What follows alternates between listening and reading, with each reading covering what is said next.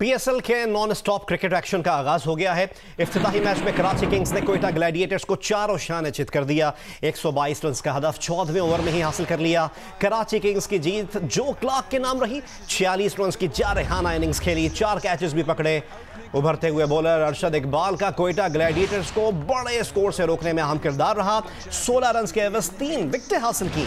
Gladiators 19वें over में 121 run पर ढेर हो गए।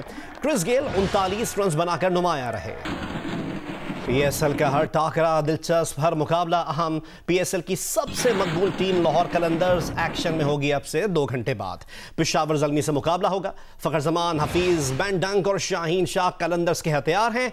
कामरान अकमल, इमाम उल हक, मोहम्मद इरफान और उमैद आसिफ पर ज़ल्मी का इन्हिसार है।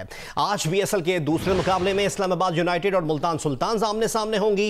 इवेंट के तमाम मैचेस जियो सुपर बराह रास्त नशर कर रहा है। लाहौर के रिहायशी आज का मैच देखने के लिए बेताब हैं। मजीद बताएंगी नुमाइंदा जियो न्यूज़ नवीन अली। अब लाहौर कलंदर का मैच और लाहौर ये एक्साइटेड ना हो, ऐसे कैसे हो सकता है। अभी यहाँ पर जितने बच्चे और बड़े लड़के मौजूद हैं, ये सब लाहौर कलंदर के फैंस हैं और एक ही नारा है इनके ऊपर कि लाहौर कलंदर जीतेगा। पहले मैं इनसे बात करती हूँ और फिर इनके आप नारे सुनिएगा। क्या कहोगे? मैं ये कहना चाहूँगा कि आज लाहौर कलंदर का पहला मैच और इंशाल्लाह वो जरूर जीतेगा। क्या कहोगे? लाहौर हमारे दिल की जान है। हाँ जी, आप इंशाल्लाह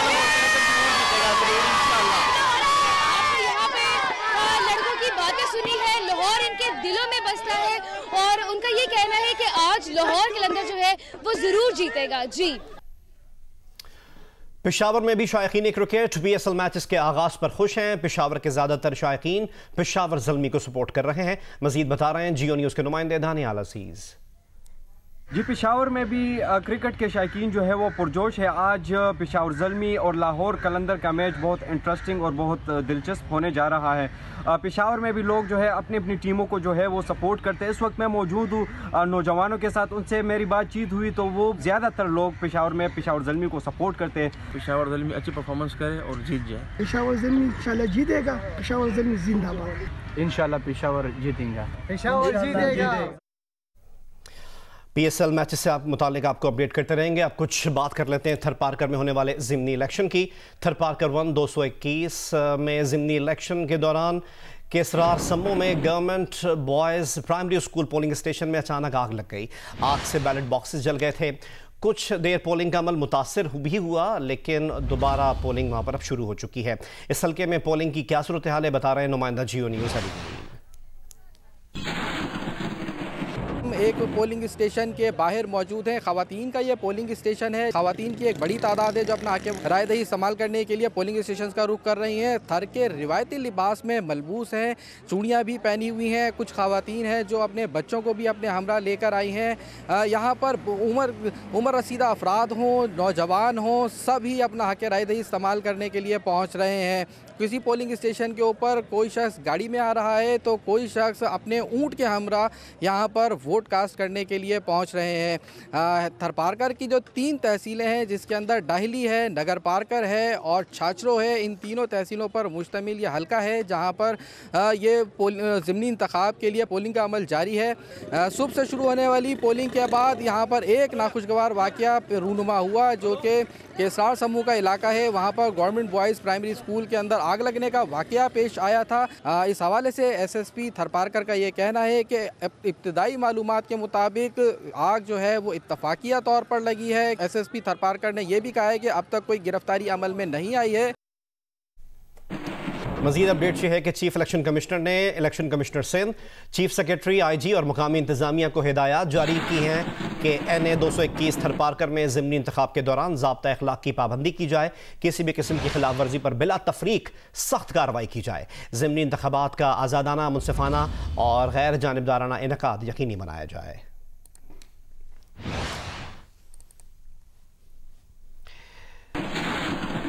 दोबारा बात करते हैं PSL 6 की। वफाकी वजीर असद उमर और पारी हो रही है फेम। दननीर मुबीन बने जश्न क्रिकेट में मेहमान। दननीर ने खुसूसी पैगाम रिकॉर्ड करवाया।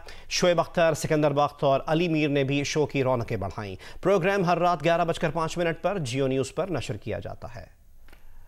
ये मैं हूँ, ये शहजाद भाई हैं ये जश्न क्रिकेट का सेट है और ये हमारी क्रिकेट की पार्टी हो रही है। ये मैं हूँ, ये जियो का सेट है और ये हमारी पावरी हो रही है। पावरी हो रही है, क्या बात है जी, क्या बात है। आप बताइए कितना इंटरेस्ट लेती है क्रिकेट और खासतौर पे पीएसएल में? बचपन से क्रिकेट खेलती आ रही हूँ कजिन्स के साथ। हाँ जी, क्रिकेट का खेलने का बहुत शौक है। बैटिंग करती हैं या बॉलिंग करती हैं? बैटिंग। बैटिंग। और फिर जब आउट हो जाती है तो बैट लेके चली जाती हैं वहाँ से? मैं आउट मानती नहीं। मानती नहीं। वाह वाह, सियासत में इनका मुस्तकबिल है। सियासत में है, खास करके पीटीआई में मुस्तकबिल है। मानती नहीं। फिर वो तो कहते हैं केवल है आउट हो गई है, आप नहीं मानते? वो पिछले 24 घंटे से तो नून लीग नहीं मान रही। सिर्फ 1 महीना वेट कर जाएं, फिर यही असद उमर को बुलाएं, फिर मुझे यहाँ बुलाएं। तो मतलब तकरीरें करती हैं मरियम, लंदन में बैठे हैं बड़े मियाँ साहब, और यहाँ हमजा और शहबाज हमें बहुत ख्वारी हो रही है, आवाजारी हो रही है, जेल में हमारी मेहमानदारी हो रही है। वज़ीर आला पंजाब की मुआविन खुसूसी का कहना है कि पीटीआई कारकुनान को मुबारकबाद, वो नून लीग की मुसल्लह गुंडागर्दी पर साबित कदम रहे। फिरदौस आशिक अवान ने कहा कि इलेक्शन कमीशन जमहूरी अमल में रुकावट बनने के बजाय फाते उम्मीदवार का ऐलान फौरी करे। झूठी राजकुमारी झूठ की नई पटारी लेकर फिर मैदान में, नून लीग के एमपीए को वोटों से भरा थैला लेकर भागते पूरा मुल्क देख चुका। फिरदौस आशिक ने मजीद कहा कि जालसाज राजकुमारी ने अपनी चोरी का इल्जाम मुखालिफिन पर डाला।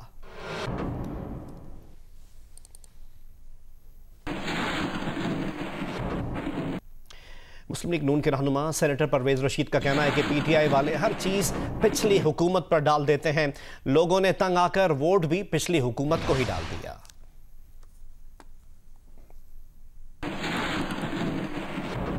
और अब आपको बताएं कि नौशेरा के इलाके मानकी शरीफ में साबिक सूबाई वजीर केपी लियाकत खटक के रिश्तेदार के घर मुस्लिम लीग नून की कामयाबी का जश्न मनाया गया, जिसमें लियाकत खटक और उनके बेटे अहद खटक भी शरीक थे। लियाकत खटक का कहना था कि इख्तियार वली 24 साल से कोशिश कर रहा था लेकिन कभी नहीं जीता। आज अगर वो जीता है तो ये पीटीआई की अपनी खामियां होंगी। उन्होंने कहा कि उनके भाई परवेज खटक चंद लोगों के हाथों में खेलकर गलत फैसले कर रहे हैं, जिसका खमियाजा उनको भुगतना पड़ा। पीटीआई के वर्कर खफा थे, उनसे पूछा जाए, देखा जाए कि क्यों उन्होंने वोट नहीं डाला। इख्तियार वली यहाँ 24 साल से कोशिश कर रहा था, कभी भी नहीं जीता। आज अगर वो जीत रहा है तो ये हमारी अपनी कोई खामियां होंगी, वरना ये तो वो ज़िला है कि जहाँ हमेशा पीटीआई जीती है। यहाँ वोट मेरा नहीं था, वोट यहाँ इमरान खान का था।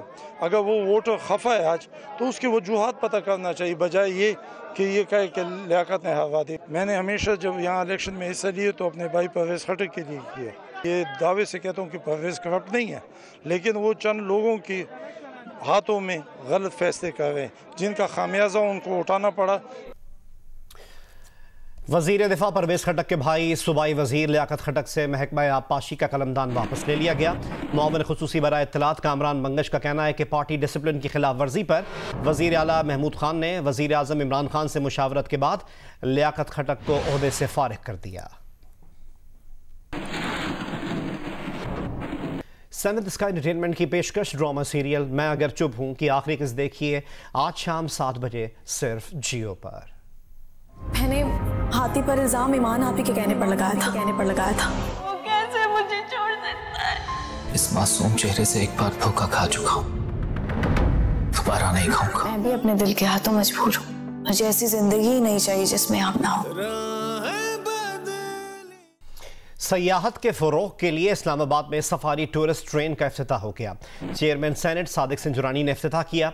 ट्रेन में सयाहों को रावलपिंडी से बरास्ता गोलड़ा हसन अब्दाल तक सैर कराई जाएगी। बच्चों के लिए टिकट 500 और बड़ों के लिए 1000 रुपये रखा गया है।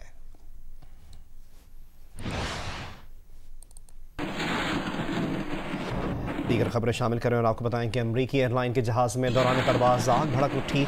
जहाज़ रियासत कोलोराडो के ऊपर परवाज कर रहा था। आग जहाज़ के एक इंजन में लगी और इस दौरान जहाज़ के टुकड़े नीचे आबादी पर टूट कर गिरते रहे। एक शहरी ने यह वीडियो भी बनाई। जहाज़ को डेनवर में बाहिफाजत लैंड करा लिया गया। यूनाइटेड एयरलाइन की परवाज़ 328 ने डेनवर इंटरनेशनल एयरपोर्ट से मकामी वक्त के मुताबिक 12:50 पर परवाज़ की थी और ये जहाज़ होनोलुलु जा रहा था। बोइंग 777 को इंजन में खराबी दरपेश हुई थी, जिस पर उसे 1:30 पर वापस डेनवर ही में उतारा गया। जहाज़ में 231 मुसाफिर और अमले के 10 अफराद मौजूद थे, जो तमाम खैरियत से हैं।